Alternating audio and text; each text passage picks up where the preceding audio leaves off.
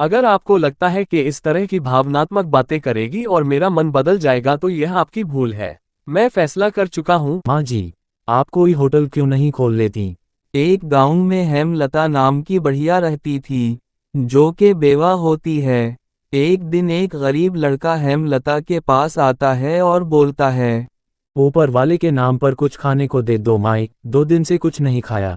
तुम तो शक्ल से भिखारी नहीं लगते। मैं भिखारी नहीं हूँ, कुछ समय पहले मेरा कारोबार डूब गया और उसके बाद मेरे माँ बाप हादसे में मारे गए। मैं मेहनत मजदूरी से कमाता था और अपना पेट पाल रहा था, लेकिन मेरी तबीयत 3 दिन से खराब है, इस वजह से काम पर नहीं जा सका। उस कमजोर लड़के की बात सुनकर हेमलता को उस पर तरस आ गया और हेमलता रसोई से कुछ भोजन निकालकर इस लड़के को दे देती है। ये लो बेटा, पेट भर कर खाओ और हाँ, अगर दोबारा भूख लगे तो यहाँ आ जाना। हेमलता की बात सुनकर वो लड़का वहां से चला गया। हेमलता जैसे ही घर में आती है तो उसकी बहू सामने खड़ी होती है और हेमलता से बोलती है, यह क्या नौटंकी लगा रखी है माँ जी? एक तो वैसे ही इतनी महंगाई है, ऊपर से आप रसोई से खाना निकालकर लोगों को मुफ्त में बांट रही हैं। ये कैसी बातें कर रही हो तुम बहू? वो बेचारा भूखा था और भूखे को खाना खिलाना हमारा फर्ज है। अगर इतना ही फर्ज निभाने का शौक है तो 4 पैसे कमाकर घर क्यों नहीं लाती? 4 पैसे कमाओगी तो खुद पता चल जाएगा कि पैसे कमाना कितना मुश्किल है। वैसे भी मेरे पति दिन रात मेहनत फिजूल खर्ची के लिए नहीं करते। तुम्हारा पति बनने से पहले वह मेरा बेटा है, और यह मत भूलो कि मैंने और मेरे पति ने दिन रात मेहनत करके ये घर बनाया है और अपने बेटे को पाल पोस कर बड़ा किया है और उसे कमाने के काबिल बनाया है। अगर ऐसा किया भी है तो कोई एहसान नहीं किया। हर माँ बाप अपनी संतान को पालने के लिए यही करते हैं। बस कर दो बहू, वैसे भी इस उम्र में आकर मैं दिन रात का खाना खुद बनाती हूँ। अच्छा, तो अब जता रही हो? मैं जता नहीं रही बहू, बस बता रही हूँ कि मैं अभी मुफ्त का नहीं खाती और मैंने उस गरीब को खाना भी अपने हिस्से का दिया है और मैं आज दोपहर का खाना नहीं खाऊंगी। इतना बोलकर हेमलता अपने कमरे के अंदर चली गई।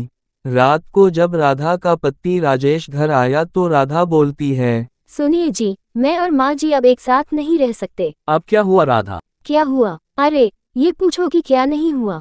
तुम इतनी मेहनत से काम करते हो, तब जाकर हमारे घर अच्छा खाना बनता है और माँ जी वही खाना लोगों में मुफ्त में बांट देती हैं। ये सुनकर राजेश फौरन अपनी माँ के कमरे में चला गया। यह मैं क्या सुन रहा हूँ माँ? लगता है बहू ने तेरे कान भर दिए हैं। बस कर दे माँ, जब से मेरी शादी हुई है मैं हर रोज आपकी शिकायत सुनता हूँ। मैंने अब फैसला कर लिया है। कैसा फैसला? देखो माँ, पीछे कुछ समय से मेरा कामकाज सही नहीं चल रहा, ऊपर से घर के खर्च भी काफी हैं। साफ साफ बोल बेटा, तू बोलना क्या चाहता है? यही माँ कि मैं अब आपका खर्चा नहीं उठा सकता। अब वृद्धाश्रम जाने की तैयारी कर लो। वाह बेटे वाह, क्या इसी दिन के लिए मैंने और तेरे पिता ने तुझे पाल पोस कर बड़ा किया था। तुझे अब अपनी माँ का 2 वक्त का खाना भी भारी लगता है। मैंने तेरी खुशी के लिए क्या क्या नहीं किया राजेश। अगर आपको लगता है कि इस तरह की भावनात्मक बातें करेगी और मेरा मन बदल जाएगा तो यह आपकी भूल है। मैं फैसला कर चुका हूँ, ये तो आप वृद्धाश्रम जाए और अगर वह नहीं जाना तो बस इस घर को छोड़ दे और जहाँ जाना है चली जाए। इतना बोलकर राजेश वहां से चला गया। अगले दिन हेमलता अपने घर से चली गई और काफी दूर जाकर एक दरख्त के नीचे रोने लग गई। ए ऊपर वाले, हम अपनी संतान को पालने के लिए क्या कुछ नहीं करते और बड़ी होकर वही संतान हमारे साथ ऐसा करती है। क्या मैंने किसी भूखे को खाना खिलाकर कोई गुनाह कर दिया? तभी हेमलता को पीछे से एक आवाज आती है। वो देखती है तो वही लड़का होता है जिसको उसने एक दिन पहले खाना खिलाया था।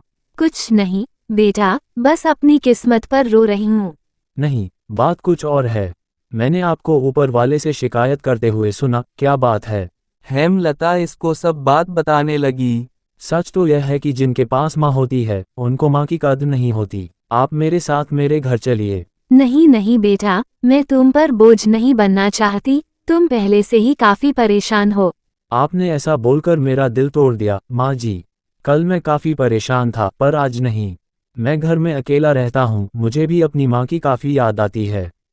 अगर आप मेरे साथ रहेंगी तो मुझे ऐसा लगेगा कि मेरी दूसरी माँ आ गई है। हेमलता को वो लड़का अपने घर ले आता है और फिर बाजार जाकर वो कुछ सब्जियां वगैरह ले आता है। माँ जी, उस दिन जो आपने खाना मुझे दिया था वह काफ़ी मज़ेदार था। आप इन सब्जियों से खाना बना दीजिए। हेमलता खाना बनाने लगती है।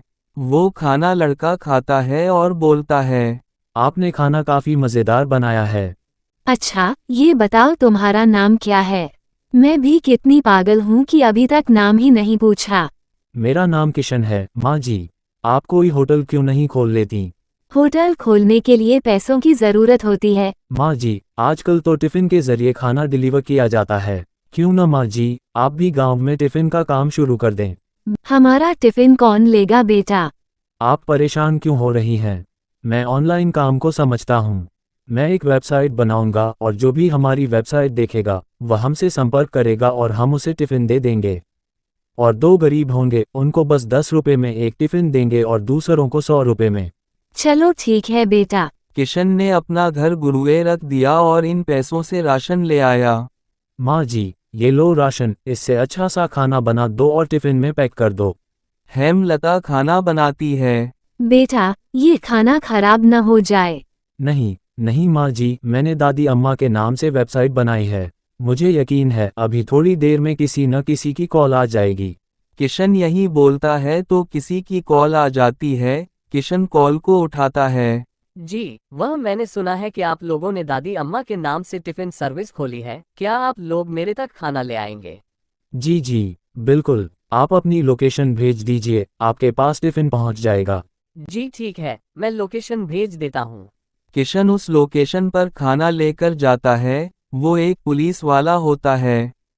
किशन इसको खाना देता है। जब वो खाना खाता है तो उसे काफ़ी मज़ेदार लगता है और वो किशन से बोलता है, वाह, ये खाना तो काफ़ी मज़ेदार है। क्या तुम हर रोज़ यहाँ तक खाना लेकर आ सकते हो? जी जी, बिल्कुल। ऐसे ही आराम आराम से दादी अम्मा की सर्विस मशहूर होने लगती है और आसपास के गांव वालों में भी ये सर्विस काफ़ी मशहूर हो जाती है। और किशन और हेमलता का कारोबार काफ़ी ज़्यादा हो जाता है और कुछ लोग भी रख लिए होते हैं काम में मदद के लिए। ये सब देखकर गांव की कलेक्टर सौमित्रा चौकीदार से बोलती है, ये दादी अम्मा सर्विस का क्या चक्कर है? मैडम साहब, एक बुजुर्ग औरत जो अपने बेटे के साथ यह काम कर रही है, जहाँ तक सुना है वह काफ़ी गरीब थी। इस सर्विस से उनकी ज़िंदगी कुछ गुजर बसर हो रही है।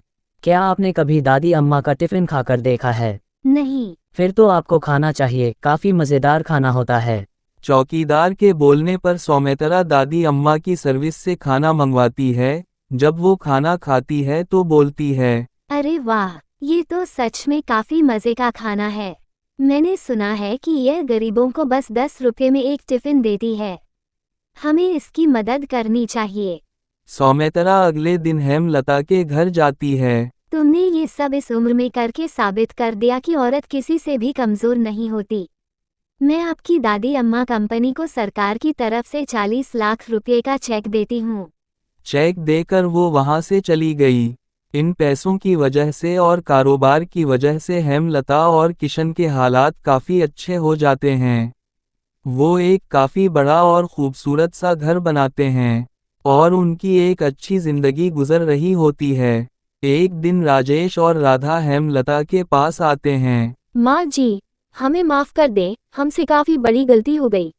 हाँ माँ जी, मुझे माफ कर दो, आप वापस घर चलो, मैं आपको अब काफी खुश रखूंगा। नहीं, मैं तुम लोगों के साथ वापस घर नहीं जाऊंगी। मैं अब अपने दूसरे बेटे के साथ खुश हूँ। आपका दूसरा बेटा? पर माँ जी, आपका बेटा तो मैं हूं ना। नहीं, मेरा दूसरा बेटा भी है, जिसने मेरा उस वक्त साथ दिया जब तुमने मुझे घर से निकाल दिया था।